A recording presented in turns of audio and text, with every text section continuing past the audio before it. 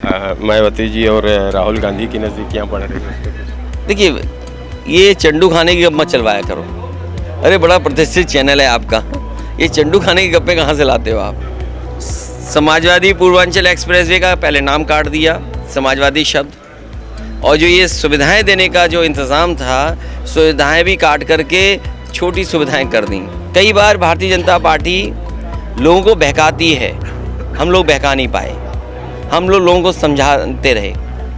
कभी कभी भारतीय जनता पार्टी चुनाव के समय पर नफरत फैलाने में कामयाब हो जाती है, कभी जाति के नाम पर, धर्म के नाम पर।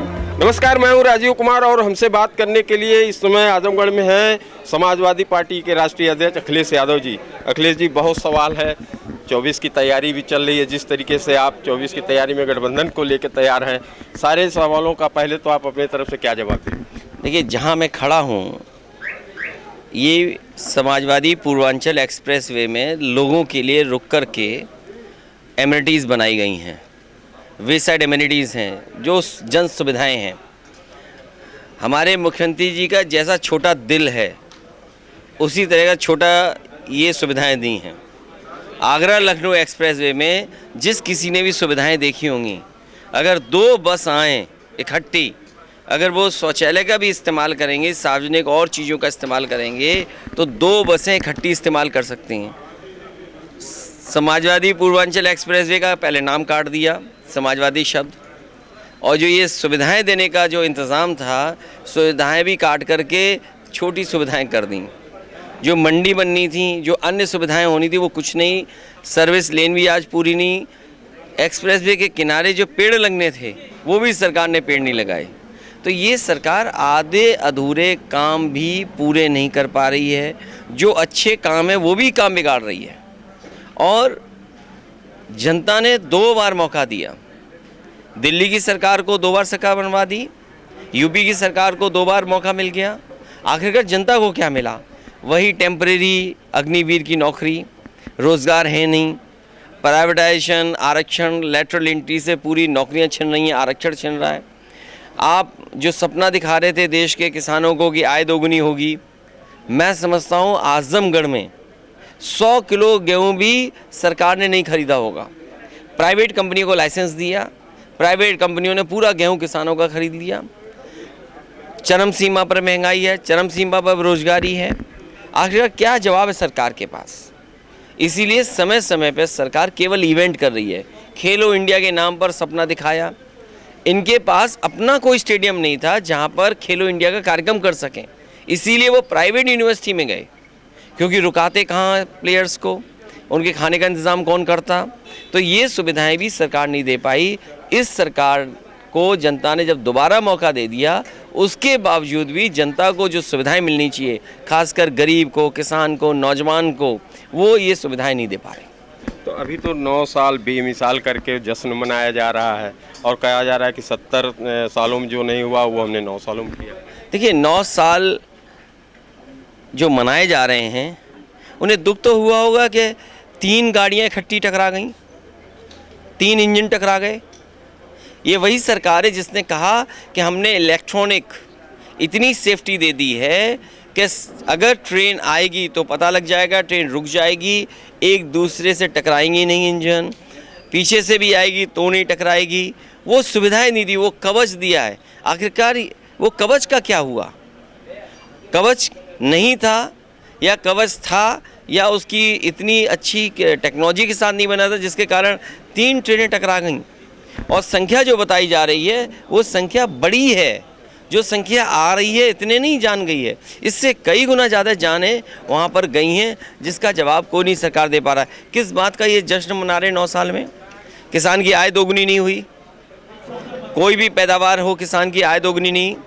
किसान के चीनी मिलों का बकाया भी है, गन्ने का। जितना भी सरकारी खरीद है जो करनी चाहिए उन्हें, कहीं सरकारी खरीद नहीं हो रही, ना धान खरीदा, ना गेहूँ खरीदा, और जो MSP देना चाहिए था वो भी MSP नहीं दे पा रहे हैं। अग्निवीर जैसी नौकरी आदि अधूरी। तो आखिरकार किस बात के लिए जश्न मना रहे हैं? 108 सुविधाएं बर्बाद कर दी, पुलिस को 100 नंबर दिया था वो बर्बाद कर दिया।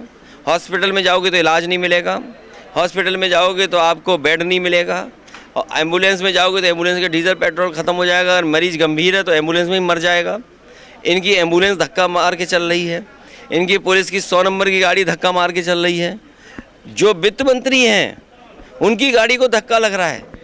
तो क्या उम्मीद करोगे इस सरकार पे? किस बात का जश्न मना रहे हैं? क्या जश्न इसी बात का है कि एम्बुलेंस को धक्का लगे? जश्न इसी बात का है कि पुलिस की गाड़ी को धक्का लगे?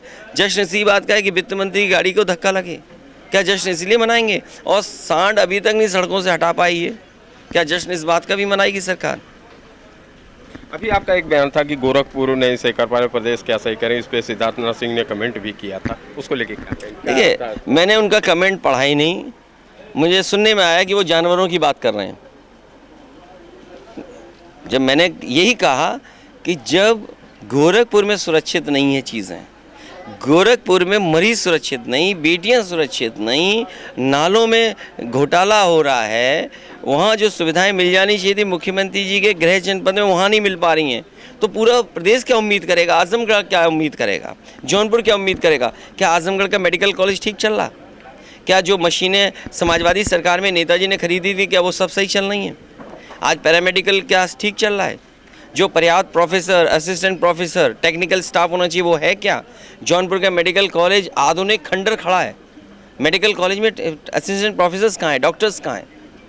तो जो लोग अपना मेडिकल कॉलेज ना चला पा रहे हों, जो लोग एम्स ना चला पा रहे हो ठीक, जहाँ ऑपरेशन नहीं हो रहा हो, तो क्या उम्मीद करेगा आजमगढ़ का मेडिकल कॉलेज चल जाएगा, गाजीपुर का मेडिकल कॉलेज चल जाएगा, जौनपुर का मेडिकल कॉलेज चल जाएगा, या अम्बेडकर नगर का मेडिकल कॉलेज चल जाएगा?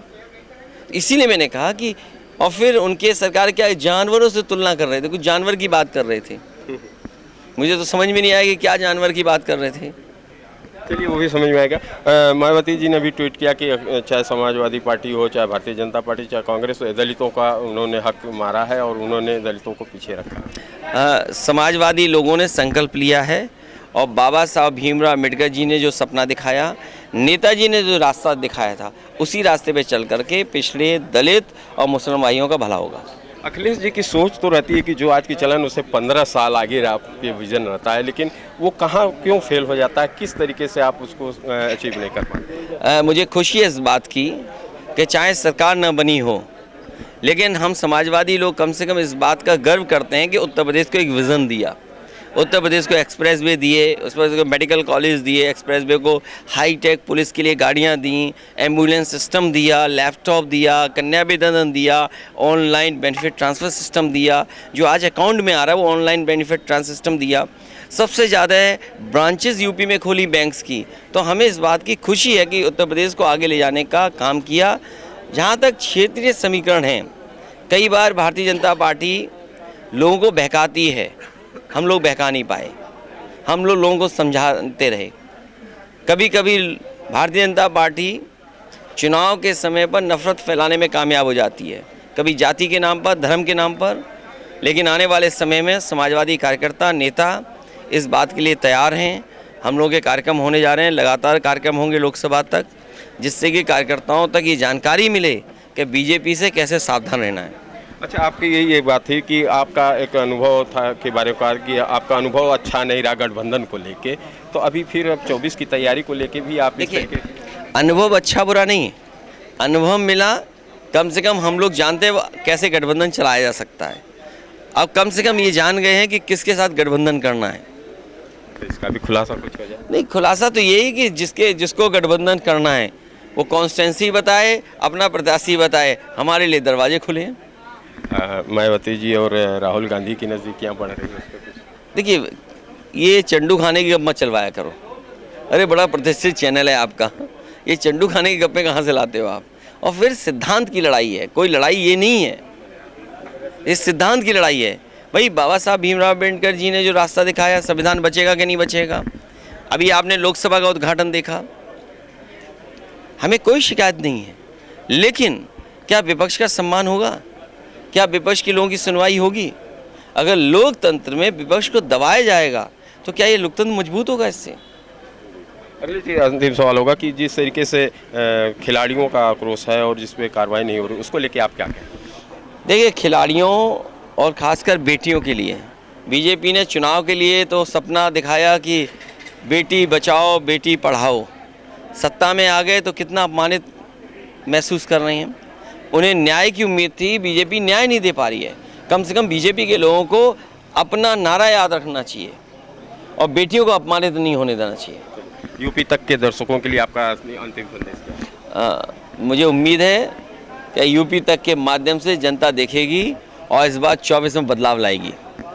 शुक्रिया अखिलेश जी। तो ये थे राष्ट्रीय अध्यक्ष समाजवादी पार्टी के अखिलेश यादव, जिनका साफ तौर पे कहना है कि 24 में समाजवादी पार्टी और ये अब की बार कामयाबी 24 में दिखाएंगे, चाहे वो गठबंधन करके या वो अपने समीकरण को बना के। राजीव कुमार, आजमगढ़, यूपी तक।